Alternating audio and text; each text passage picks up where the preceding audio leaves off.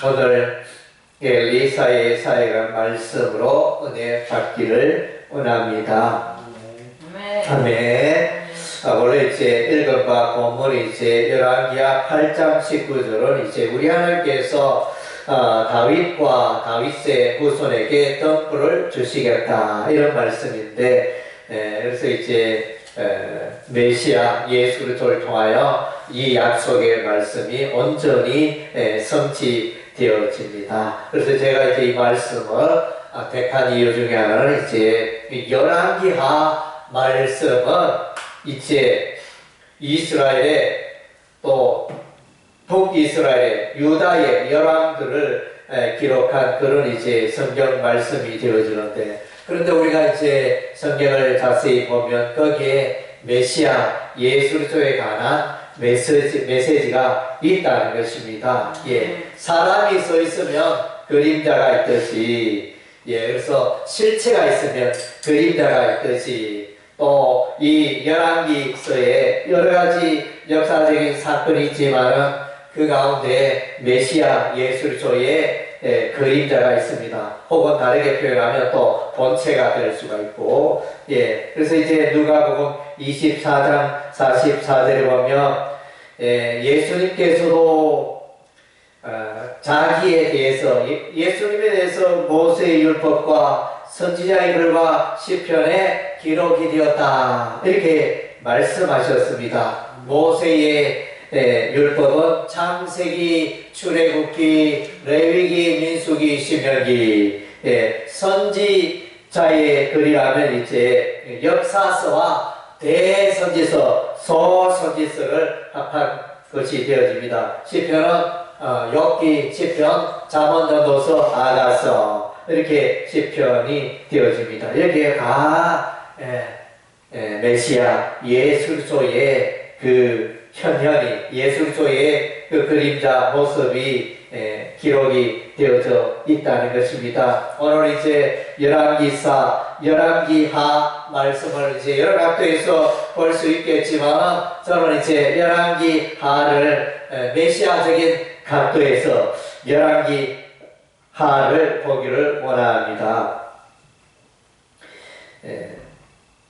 엘리사의 사역입니다. 먼저는 이제 엘리사의 이름은 하나님이 구원하신다, 구원하신다는 뜻이 담겨져 있습니다. 다르게 말하면 이제 엘리사 선지자의 사역은 메시아 예수 그리스도의 사역을 예표하는 그런 이제 기능을 한다는 것입니다. 그래서 이제 우리가 흔히들 신구약 성경을 지었자면 예수 그리스도의 보혈이 뚝뚝 흐른다 그랬습니다. 오늘 이제 열왕기하 말씀이 그러합니다.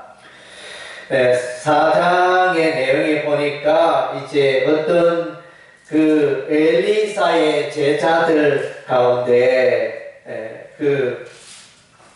한 여인이 있었습니다. 제자들. 그래서 그 남편이 죽었습니다. 엘리사의 제자로 따르던 남편이 죽어버리고 여인만 남게 되었는데 두 아들이 있었습니다. 그래서 그 집안에 빚이 많았습니다. 주인이 와서 이제 빚을 갚아달라 졸라대지만은 빚을 갚을 능력이 없으니 두 아들이 그 주인의 체주의 종으로 팔아 넘겨야 하는 이런 상황이 되었습니다. 참으로 안타까운 일이 아닐 수가 없었는데, 엘리사가 그 집을 방문하자 딱한 사정을 이야기하고, 그래서 이제 내가 무엇을 도와줄까 이러면서 말하니까 그 여인이 기름 한 병밖에 없습니다 이렇게 하고, 이제 돈이 없다, 재산이 없다 이런 의미로 아마 우리 집안에는 돈이라 해봐야 기름 한 병밖에 없습니다 이렇게 말한 것으로 보여집니다. 그래서 이제 엘리사는 그 여인에게 말합니다. 그래서 동네 이웃들에게 가서 그릇을 빌리라, 그릇을 빌려오더라 이렇게 막, 그래서 이 집 저 집 다니면서 많은 빈 그릇을 빌려왔습니다. 그래서 빈 그릇 빌려오니까 거기에 기름을 담습니다. 그 한 한 병에 기름을 따로 넣는데 계속 나온 거예요. 계속 나옵니다. 이 그릇으로 가득 차고 저 그릇도 가득 차고 10그릇, 20그릇 계속 찹니다. 예. 그러다가 이제 여인이 이제 그릇이 다 됐습니다. 이러니까 이 기름병에 기름이 뚝 그쳤습니다. 예. 그래서 이제 이 여인은 이 기름을 팔아서 빚을 갚았습니다. 예. 그래서 이제 열왕기하 4장에 기록이 되어진 것을 우리가 볼 수 있게 되었습니다. 그래서 여기서 이제 기름은 무엇이냐, 이 사건은 무엇을 말하느냐, 신약적으로 해석을 해보면 이제 성령의 역사다. 성령의 역사다. 예. 그래서 뭐 기름하고 성령하고 무슨 관련이 있느냐, 참기름하고 성령하고 무슨 관련이 있느냐, 이렇게 말할 수도 있겠습니다. 근데 이제 구약 성경에 보면 성령을 루아흐 이렇게 해가지고 성령을 바람 같은 성령 그러지 않습니까? 예, 바람 같은 성령, 바람과 성령을 같은 히브리어 루아흐라는 단어를 쓰고 있습니다. 그리고 이제 오늘 이 기름이라는 단어, 세아멘이니까, 예. 그래서 이 기름이라는 이 히브리어, 이 단어는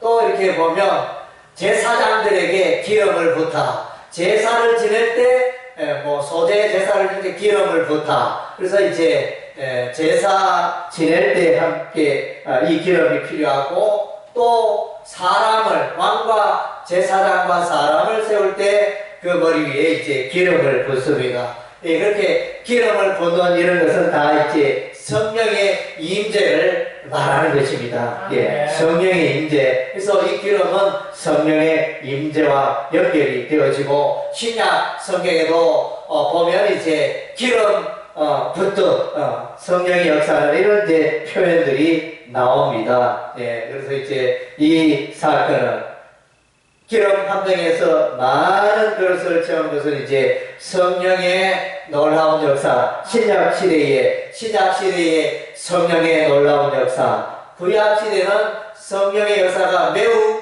제한되었습니다. 왕이나 제사장이나 선지자나 특별한 사람들에게 성령의 역사가 있었는데, 신약 시대는 요엘 선지자가 예언한 바대로, 예, 그래서 남녀노소 하나님을 경외하고 예수를 믿는 자에게 성령이 부어진 것입니다. 예, 그래서 그들이 다 성령 받게 된 것입니다. 성령의 거듭남의 역사가 있게 된 것입니다. 성령의 보편적인 역사가, 광범위한 성령의 역사가 일어났던 것입니다. 할렐루야. 아멘.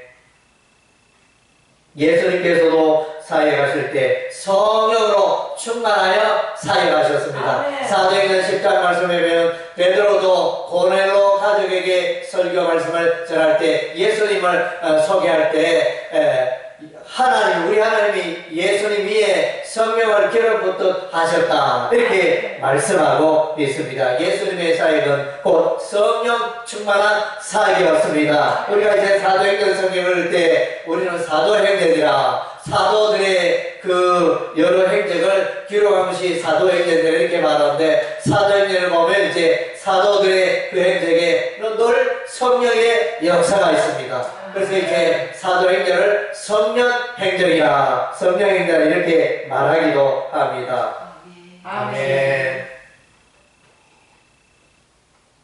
4장에 보면 이제 소넴 여인이 등장합니다. 소넴이라는 지역은 이제 저 이스라엘의 북쪽 저 위쪽에 있습니다. 갈릴리 호수 그 부근에 있는 그런 이제 동네인데, 그래서 이 소렘 여인은 엘리사가 지나갈 때 엘리사를 따뜻하게 영접하여 나그네를 잘 대접했습니다. 선생님이여 멀리 갈 것 없습니다. 우리 집에 오셔서 또 우리 식사도 하시고, 제가 반찬 맛있게 하는데 오셔서 식사도 좀 하시고, 또 우리 집은 좋은 집은 아니라도 잠자리가 깨끗합니다. 이불도 깨끗하고 그래 오셔서 쉬시고 좀 이렇게 유숙하였다가 가십시오. 이 지역에 수냄 인근 지역에 오면 꼭 우리 집에 오셔서 또 방문하시고 쉬었다가 그렇게 하십시오. 이렇게 나그네를 잘 대접하는 여인이 수냄 여인이었습니다.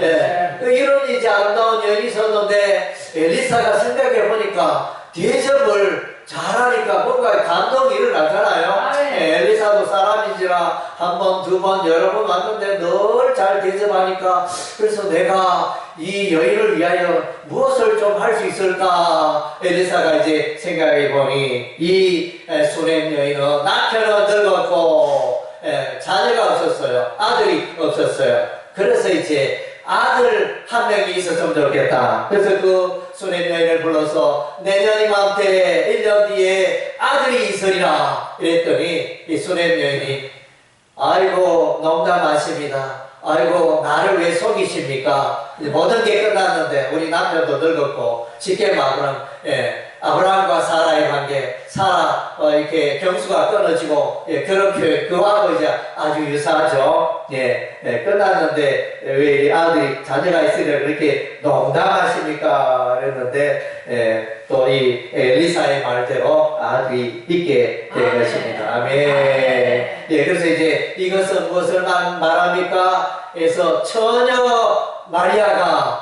애를 낳을 수 없잖아요. 처녀 애를 낳을 수 없습니다. 그런데 처녀 마리아의 모에 메시아 예수 그리스도가 성령의 권능으로 하나님의 아들 예수가 태어난 것입니다. 할렐루야. 그래서 수냄 여인의 이 출산은 동정녀 마리아에서 예수님이 출생하신 것을 예표하는 사건이라 할 수 있습니다. 그리고 이제 수냄 여인의 이 아들이 조금 자라다가 이제 갑자기 아이고 내 머리야 이러면서 이제 죽어버렸습니다. 아이고 이게 참 어떻게 얻은 아들인데 정말 너무너무 귀한 아들인데 이걸 어떻게 하나.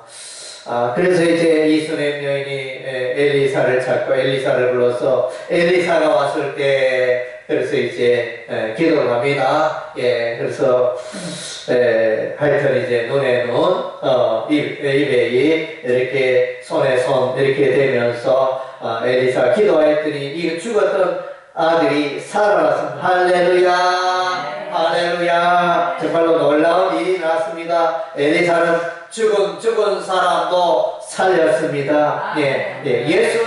예수님도 죽은 자를 살리셨습니다. 예수님은 나인성 과부의 아들을 살리시고 회당장 야이로의 아들을 소녀를 살리시고 하여튼 예수님 또 세 번이나 이렇게 죽은 자를 살리셨습니다. 그래서 예수님의 죽은 자를 살리시는 생명 사역을 예표하는 사건이 바로 수냄 여인의 아들이 살아난 것을 말하고 있습니다. 그리고 이제 나사로도 살렸잖아요. 예수님이 나사로야 나오더라 이렇게 죽은 나사로 예수님 살리셨습니다. 그리고 오늘 사장에 보니까 보리떡 20개와 채소를 100명에게 먹이는 사건이 있습니다. 그래서 보리떡 20개와 채소를 100명에게 먹이기에는 너무나 부족한 양이죠. 이걸로 어떻게 100사람 장정들 어떻게 먹일 수 있겠습니까? 이랬는데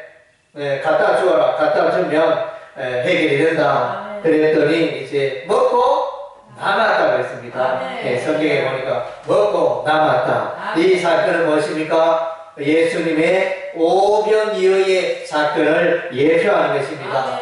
떡 5개, 물고기 2마리로 5,000명을 어떻게 먹입니까? 도저히 불가능하죠. 그냥 뭐 잠정 10사람 먹으면 없어질 그런 분량인데, 예수 나눠줬더니 5,000명을 다 먹이고도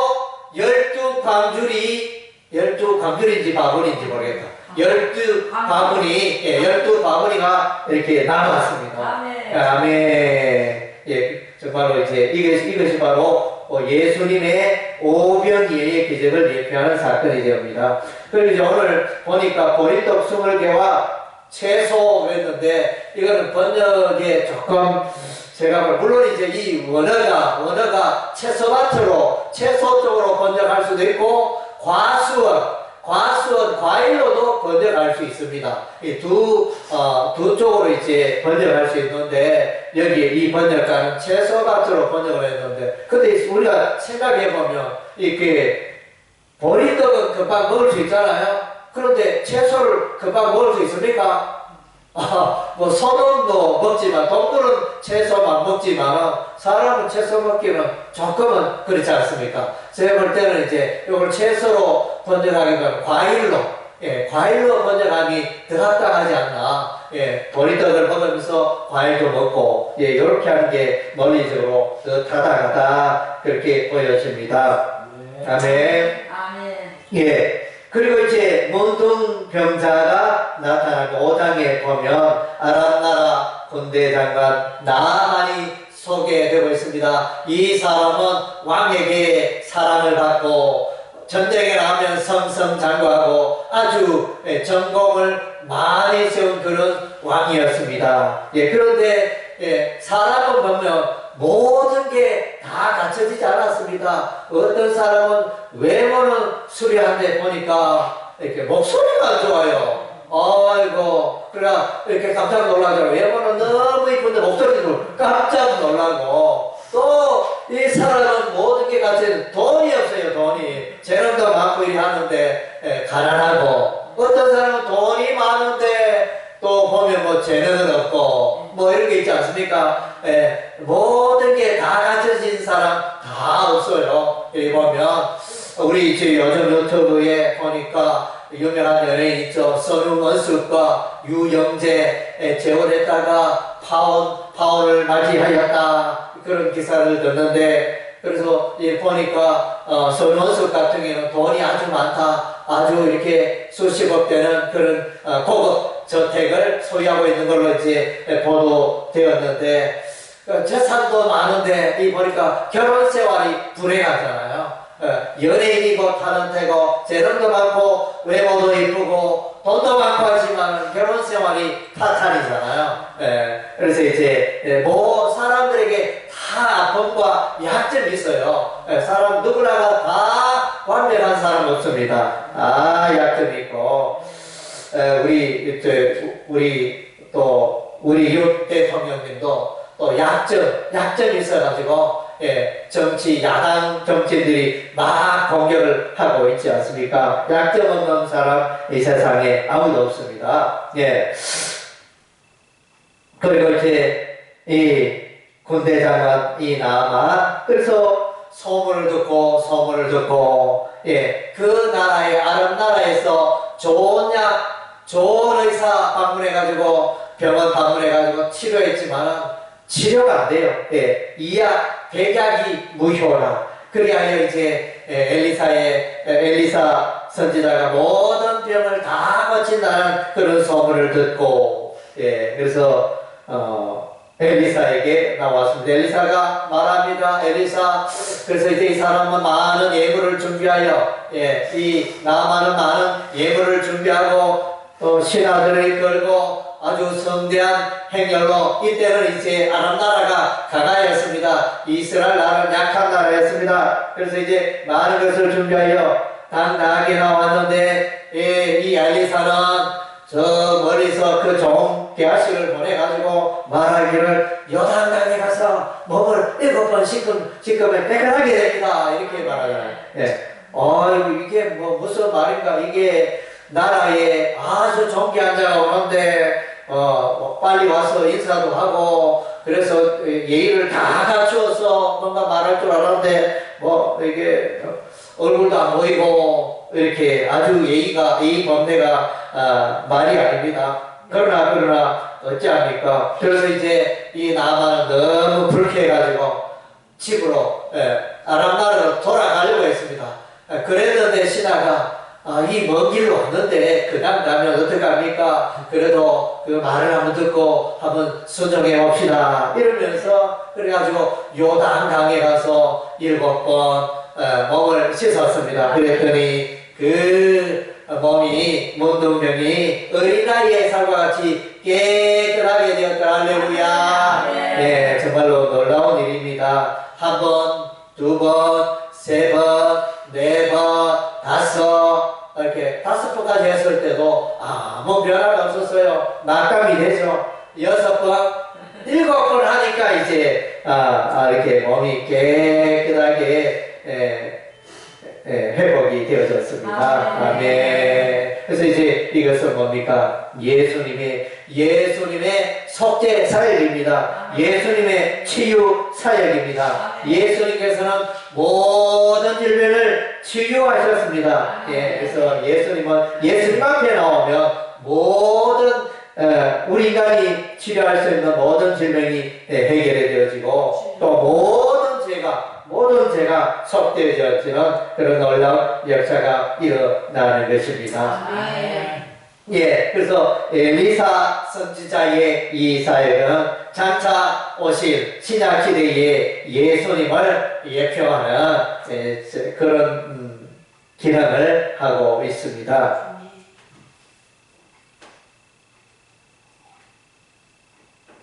그리고 이제 열왕기하에 아주 중요한 내용이 있습니다. 열왕기하에 아주 중요한 내용이 있는데 열왕기하 14장 25절 말씀에 보면 거기에 이제 여로보암이라는 왕이 나타납니다. 여로보암 왕.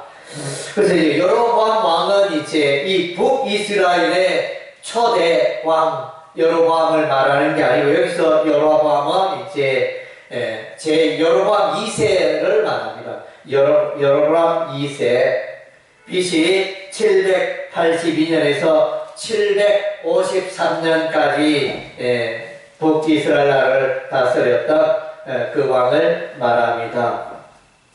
그래서 이제 요나 선지자가 이제 예언을 합니다. 요나 선지자가 예언을 하는데 여로보암 왕 때에 영토가 하맛에서 아라바 바다까지 전복되고 넓혀지리라 예언을 요나 선지자가 예언을 했는데 그것이 그대로 성취가 되어집니다. 그래서 이제 이 표현은 대단한 표현입니다. 하맛은 이제 다메섹의 저 북쪽 다르게 표현하면 그야말로 유브라데 강 인근에 있는 그런 지역이 바로 하맛 땅이 되어집니다. 그리고 이제 아라바는 이제 사이의 꼴짜기 평지, 그것은 이제 쭉 내려가서 저 홍해까지 들어가는 그런 꼴짜기를 말합니다. 그래서 이제 이것은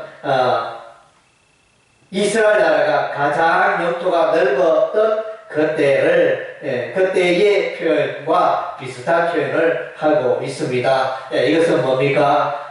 예수 그리스도의 복음이 이방 땅으로 널리 전파될 것을 예표하는 그런 이제 예언이라 할 수 있습니다. 물론 1차적으로는 땅의 확장에 대한 이스라엘 나라 땅이 확장되어지는 데 대한 예언이 되지만은 더 나아가서는 이제 메시아 예수 그리스도의 복음이 이방 나라로 더 널리 확장될 것을 예언하는 그런 내용이라 할 수 있겠습니다. 그리고 이제 오늘 본문에는 나타나지 않습니다. 오늘 본문에는 나타나지 않는데 요나 선지자의 우리가 구약의 소선지서 중에 요나 선지자가 있지 않습니까? 요나 선지서가 있지 않습니까? 그래서 요나서의 그 예언이 바로 이 시대에 여로보암 2세 때 선포되고 예언이 되었다는 것입니다. 그러니까 대충 이렇게 보면 한 750년경 혹은 BC 760년경 이런 식으로 이제 할 수 있는데, 그래서 이것을 보면 요나 선지자가 어느 시대에 예언을 했는가, 그것을 이제 밝히 알 수 있는 소중한 내용이 바로 이 열왕기하 14장 25절 말씀이 되어집니다. 아미떼 아들 요나가 예언하는 그 내용. 그래서 이제 이 영토에 대한, 여로보암 왕 때 영토가 넓어지는 데 대한 예언을 했고, 이 예언의 시대 때 요나가 요나 선지자, 니노의 성읍, 아수르의 수도 니노의 성읍의 멸망에 관한 예언을 이 시대에 했지 않겠느냐. 그래서 이제 아수르 나라는 니노에는 언제 멸망하느냐? BC 612년에 멸망합니다. BC 612년에 멸망하는데, 그래서 요나 선지자가 니노의 성읍의 멸망을 예언한 지 약 150년 뒤에 아수르 나라가 니노에가 멸망했다는 것입니다. 예. 그런 이제 연대기적 그 내용을 우리가 이제 볼 수 있습니다. 그래서 요나서의 중요한 내용은 뭡니까?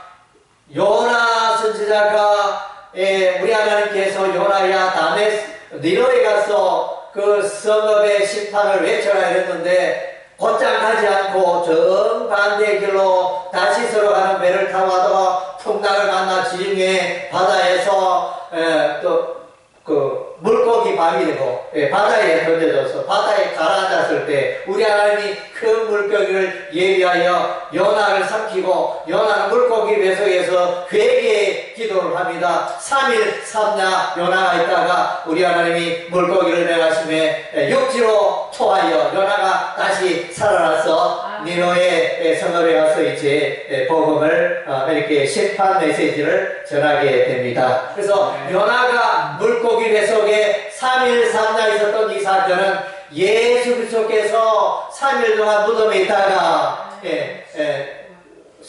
죽었다가 3일 동안 무덤에 예수님이 계셨는데 또 3일 만에 예수님이 부활하신 그 사건을 죽은 지 3일 만에 부활하시는 그 사건을 예표하는 것이 요나 선지자 예언의 핵심적인 내용 중에 하나인 것입니다. 그래서 예수님을 장차 있을 예수님의 십자가의 죽음과 부활을 대표하고 있다는 것입니다. 아멘. 아멘. 그리고 이제 열왕기하를 읽어보면 중요한 내용 중에 하나 이제 예루살렘이 멸망합니다. 그러니까 예루살렘이 멸망한다는 것은 여호와의 성전이 파괴되었다는 것입니다. 여호와의 성전 BC 586년에 파괴가 됩니다. 느부갓네살 왕에 의해서 시드기야 왕 11년에 바벨론 왕 느부갓네살 19년 5월 7일에 여호와의 성전이 불타게 되는 것입니다. 5월에 예루살렘 유다의 멸망, 여호와의 성전이 멸망이 이루어지는데, 그래서 텔아비브, 오늘날 이스라엘의 수도가 텔아비브, 얼마 전에 예루살렘으로 수도가 옮겨졌다 이렇게 말하는데, 얼마 전까지는 계속 텔아비브, 아비브, 그게 이제 5월을 말하는 히브리어가 됩니다. 그래서 이제 이스라엘의 멸망의 날을 기념하는 그런 도시의 명칭이 되어집니다. 그래서 이제 이 예루살렘 성전이 파괴됩니다. 그리고 유다 백성들은 바벨론에 포로 가게 됩니다. 3차에 걸쳐서 포로로 끌려갑니다. 1차는 느부갓네살 왕 7년에 끌려가고, 2차는 느부갓네살 왕 18년에 끌려가고, 여기 이제 BC 586년입니다. 그리고 이제 느부갓네살 왕 23년에 또한 이제 바벨론의 포로로 끌려갑니다. 3차에 걸쳐서 끌려갑니다. 그래서 이제 여호와의 성전은 불타고, 성전의 기구들, 여호와의 성전의 기구들 두 녹기둥, 여호와 성전의 두 녹기둥, 복인, 야긴과 보아서 두 녹기둥도 실려가고, 부집게, 주발, 숫가나 뭐 이런 것들이 다 이제 이전이 바벨론으로 이전되어집니다. 그런데 이제 이 성전 규규의 이전 중에 보이지 않는 명칭이 있습니다. 성전에서 가장 중요한 언약궤가 이렇게 이전이 되었다. 그런 단어는 없습니다. 그런 성전의 기구 중에 가장 중요한 것이 언약궤인데 언약궤를 가져갔다. 이런 표현을 기록하지 않은 것으로 봐서는 이제 여호와의 성전이 불탈 때 이 언약궤가 불타지 않았나 이렇게 추측할 수 있습니다. 그래서 어쨌든 이제 이것은 뭘 말합니까? 예루살렘 여호와의 성전이 파괴되었다는 이 성전의 기능을, 성전의 역할을 신약의 시대에 가면 예수님이 성전이 됩니다. 할렐루야. 예수님이 성전이 되시고 교회가 성전이 되어집니다. 그래서 예수님께서도 말씀하셨습니다. 그 예루살렘 여호와의 성전을 가르쳐서 이 성전을 헐라 내가 3일 만에 일으키리라. 그래서 헤롯이 건축한 여호와의 성전을 말합니다. 그래서 정축을 했겠죠. 스룹바벨 이후에 헤롯이 여호와의 성전을 정축하게 됩니다. 성전은 솔로몬 성전 파괴되고 나서 이제 포로에서 돌아온 이스라엘 백성이 여호와의 성전을 건축하는 것이 스룹바벨 성전이고, 스룹바벨 성전에서 정축한 것이 이제 헤롯 왕이 추진하는 이제 여호와의 성전이 되어집니다. 그래서 예수님께서 이 성전을 지나실 때 제자들에게 돌 위에 돌 하나도 남지 아니하리라 이렇게 예언하였습니다. 그래서 이제 성전은 파괴됩니다. 그래서 성전 건물은 파괴되지만은 이제는 예수님이 성전이고 교회가 성전이고, 에베소서 말씀에 보면 이제 그리스도인들을 향하여, 교회를 향하여 성전 건축의 개념으로 성전을 짓고 있다, 이루어간다, 이런 표현을 이제 하고 있습니다. 그래서 이제 성전의 개념이, 구약의 건물의 이 성전은 신약 시대에 이제 메시아 예수님으로 나아가고, 고린도서 2장에는 너희가 하나님의 성전인 것과 하나님의 성령이 너희 안에 계시는 것을 알지 못하느냐. 그래서 교회가, 성도가 하나님의 성전이 됨을 바울은 고린도 교회에 말하였던 것입니다.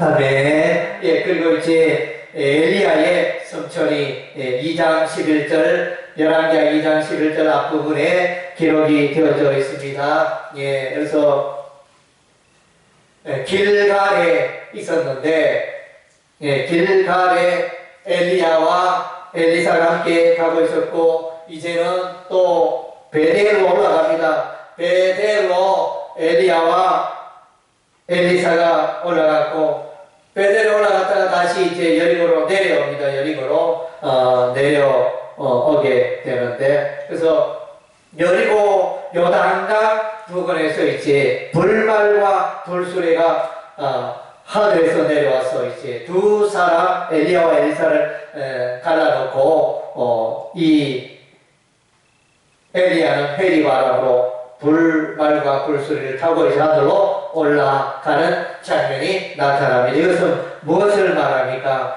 예수조의 부활을 예표하는 사건이 되어집니다. 부활이 있고 영생이 있다, 그것을 이제 예표하는 사건이 되어집니다. 요단강은 이제 죽음의 땅입니다. 죽음의 땅이라는, 죽음이라는 뜻을 요단은 하여튼 이제 죽음, 떨어지다, 이런 이제 의미를 갖고 있는데, 그래서 요단강을 건너면 천국이잖아요. 요단강을 건너면 천국 가나안 땅, 이렇게 비유로 말하는데, 그래서 요단은 죽음을 말하는 그런 단어가 되어집니다. 그런데 요단강에서 부활했다, 엘리야가 선천했다, 이것은 이제 죽음을 이기고 사망을 이기고 영생의 나라로 들어가는 그런 복음의 사건을 예표하고 있다는 것입니다. 할렐루야. 아멘. 에녹이 살았을 때 하나님과 300년 동행하다가 하늘로 올라갔잖아요. 예, 엘리야도 이제 이와 같이 엘리야도 죽지 않고 불말과 불소를 타고 하늘로 올라가 이제 영생, 부활이 있고 영생이 있음을, 영생의 나라가 있음을 교훈하고 있는 것입니다. 예, 예수 믿는 자는 영원히 살고 또 예수처럼 부활에 참여하는 줄로 믿습니다. 할렐루야. 아멘. 그래서 오늘 우리는 열왕기하 말씀을 통하여 구약에서 말하는 예수를 우리가 이제 살펴보았습니다. 그래서 예수님, 구약에도 예수님이 예표되어져 있다는 것입니다. 그리고 이제 교회는